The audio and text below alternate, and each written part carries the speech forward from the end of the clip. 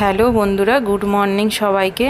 তো দেখো, আমি কিছুক্ষণ আগে ঘুম থেকে উঠেছি, তোমরা দেখেই বুঝতে পারছো, চোখ মুখ দেখেই বোঝা যাচ্ছে আমি কিছুক্ষণ আগেই ঘুম থেকে উঠেছি। উঠেই আগে গেটের কাছে জল দিয়ে ঝাড় দিয়ে দিয়েছি। ওটা তো রোজ সকালেই করতে হয় আগে। তো দেখো, আমি আজকে যেই ভিডিওটা তোমাদের সঙ্গে শেয়ার করব সেটা হলো রোজ সকালে আমি রান্না নিয়ে কতটা ব্যস্ত থাকি, সেটাই তোমাদের সঙ্গে আজ শেয়ার করব। তবে আজকে একটু ক্যামেরা বন্দি করছি, কারণ আজকে ছেলের স্কুল ছুটি ছিল, তাই ক্যামেরা বন্দি করতে পারলাম। নাহলে অন্যান্য দিন একদমই হয় না, মানে এতটা বিজি থাকি, মানে ফোন ধরার সময় থাকে না একদম। প্রচণ্ড তাড়া থাকে রান্নার। বরের ডিউটি থাকে 8:30 থেকে, তো ও পৌনে আটটার সময় বেরিয়ে যায় বাড়ির থেকে। তো আর ছেলে বেরোয় 6:45-7টার সময়, ওর স্কুলের টিফিনও বানাতে হয়, মানে সব একসঙ্গে চাপ পড়ে যায় রোজ সকালে। তো দেখো, এই যে ঝটপট করে রান্নাঘরে এসে আমি এই যে এখন ভাতটা বসিয়ে দিচ্ছি, কারণ ঝটপট করে রান্না না করলে ওর অফিসের দেরি হয়ে গেলে আবার মুশকিল। এবার দেখো, ভাতটা বসিয়ে দিয়ে, আর ভাতের জলটা একটু বেশি হয়ে গেছিলো বলে আমি জলটা একটু কমিয়ে রাখলাম, পরে লাগলে আবার জলটা দিয়ে দেবো। তো দেখো, ভাতটা বসিয়ে এবার আজকে যা রান্না করব সেই সবজিগুলো কাটতে বসবো এবার। তো কি রান্না করব সেটা তোমাদের সঙ্গে তো শেয়ার করবই, আর তোমরা পুরো ভিডিওটা দেখতে থাকো। দেখো, ফ্রিজে মাছ ছিল, পরশুদিন কিনেছিলাম মাছটা ফ্রিজে ছিল, মাছ নিয়ে চলে এসেছি রান্নাঘরে। আর দেখো, আজকে এই যে কি সবজি রান্না করব বলো তো। আজকে এই লাল ডাঁটাটা দেখতে পাচ্ছ, এটা দিয়ে বরবটি, আলু, বেগুন আর বড়িটা আছে ওপরে, ওটা তোমাদের দেখাইনি, বড়ি দিয়ে তরকারি করেছিলাম।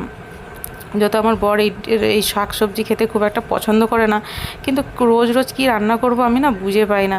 তাই এই যে এটা ঝটপট করে কেটে এই যে কড়াইতে তেল দিয়ে 5 ফোড়ন আর তেজপাতা ফোড়ন দিয়ে ঝটপট করে রান্নাটা বসিয়ে দিয়েছিলাম, কারণ আবার দেরি হয়ে যাবে। তো এটাই সবসময় মাথায় থাকে, দেরি হয়ে যাবে, ঝটপট রান্না করি, এটা সবসময় মাথায় থাকে। তো এটা তোমাদের সঙ্গে আজকে ভিডিও করছি বলে, তা মানে শেয়ার করছি বলে নয়, এটা হচ্ছে আমার রোজের ডিউটি। তো যাই হোক, এই যে সব সবজিগুলো ফোড়ন দিয়ে এবার একে একে করে সব সবজিগুলো দিয়ে দিলাম। আর আমি না সবজি তরকারি একদম জল দেই না, মানে একদম গ্যাসটা কমিয়ে একদম, মানে সব মশলা টশলা মানে যা যা দেওয়ার সব মশলা টশলা দিয়ে একদম ঢাকা দিয়ে রেখে দিই। এবার গ্যাসটা কমিয়ে দিলে ওই সবজির যে জল বেরোয় ওই ভাপে ভাপে সব তরকারি, মানে সবজির তরকারিটা হয়ে যায়। আমি একদমই জল দেই না।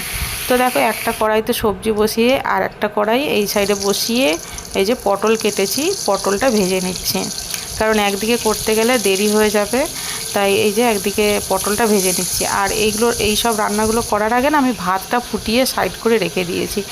ভাত ওই যে দেখতে পাচ্ছ হাঁড়িটা, আমি ভাত ফুটিয়ে সাইডে রেখে দিয়েছি, তারপরে এই যে দুদিকে দুটো রান্না বসিয়েছি। তো দেখো, পটলটা আমার ভাজা হয়ে গেছে, উল্টিয়ে পাল্টিয়ে পটলটা ভেজে নিয়ে এবার ওই কড়াইতে তেল দিয়ে আমি ভেজে নিয়েছিলাম মাছগুলো। আর এই যে একটা হাতে ক্যামেরা করছিলাম, ক্যামেরাটা একটু ঘুরে গেছিলো। এই যে দেখো, সব মাছগুলো এবার ভেজে নিচ্ছি। আর 4 পিস মাছ ভেজেছিলাম, আর দুটো রেখে দিয়েছিলাম। তো এই যে দেখো, মাছগুলো ঝটপট করে ভেজে নিচ্ছিলাম, একদিকে মাছ ভাজা বসিয়েছি আর একদিকে ওই সবজি তরকারিটা হচ্ছিলো। এই যে সবজি তরকারিটা দেখো, সব মশলা দিয়ে এই দেখো গ্যাস কমিয়ে আমি এইভাবে সবজি তরকারি রান্না করি। কোনো সবজির তরকারিতে আমি জল দিই না, জল দিলে একদম ভালো লাগে না খেতে। তো এই যে সব কিছু মশলা টশলা দিয়ে বসিয়ে, মানে ঢাকা দিয়ে রেখে দিয়েছিলাম। এদিকে দেখো মাছ ভাজা হচ্ছে।